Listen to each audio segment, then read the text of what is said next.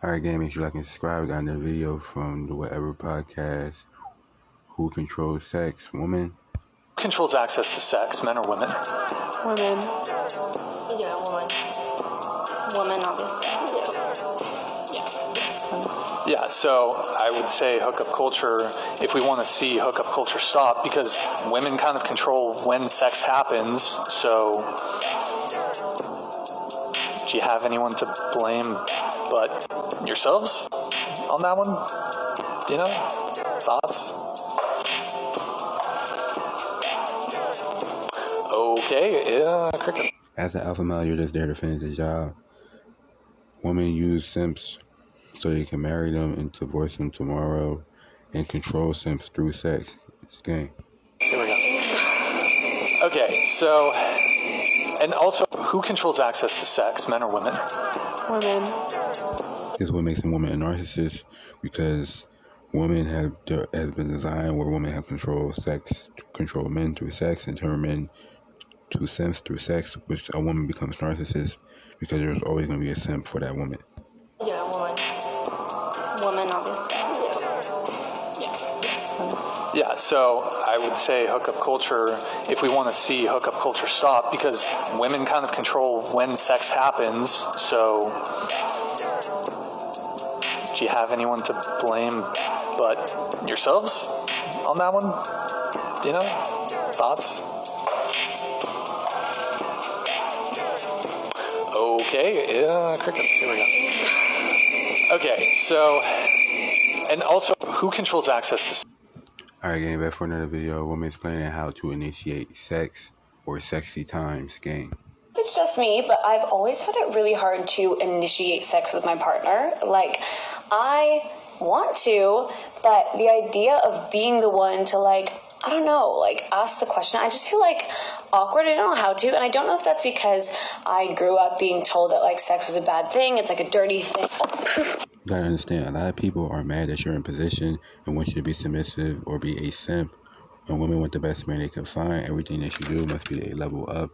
You have to be the best version of yourself at all times. You have to stay focused on your life without getting distracted by women or life. Simps need sex, which women withheld sex from simps as a form of punishment, so she can make that simp do whatever she wants, or make that simp into her boyfriend, so she can maintain a narcissist power, where it's just a one-sided relationship, which isn't going to last. That is just, like, something you're not meant to be doing, or wasn't meant to be doing for a long time, because I grew up very conservative. And so now I find it really hard, even with my partner who I've been with forever, living with, you know, for a long time. It's hard. And if you also find it hard, I did make a whole podcast episode about this recently, but I thought I would give you just a few little tips, just in case you're like me and you find it daunting. Okay, point number one, and this one... You gotta understand, women will move on. That's why you must be the dominant one at all times in the relationship, but you just capitalize off that man for income and emotional support. Gang.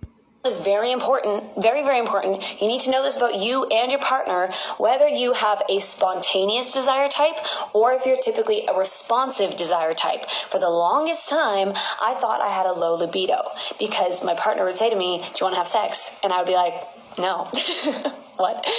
Like, no, because I'm not feeling it. I had a responsive desire type where I needed some sort of, like, physical stimulation. The physical came first for me, then the mental came after. Whereas with spontaneous desire, it's the mental that comes first. So that thought of, like, ooh, we should have sex. And then you're just, like, wanting to do it and you're ready to do it. It's very common, especially for women, to be responsive desire types. So you need to know that, number one. Number two is figure out what's going to make you confident when it comes to initiating sex. So maybe for you, you don't want to just, like, walk out in lingerie. Maybe that's not your vibe, and that's totally fine. There are so many ways to initiate sex. It can be a simple conversation. It can be an ask, like, "Do you want to have sex?" Depending on if you think they'll respond to that. It could be a text. You can text them some like a sexy photo, and that can be before you see them, or even when you're sitting next to them. You're just sitting there. Imagine, okay, stay with me. You're sitting with them. You're just watching a show.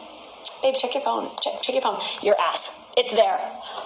Oh my God. Okay, so find what's going to make you feel confident. And then obviously step number 3 is to do it and to try different ways.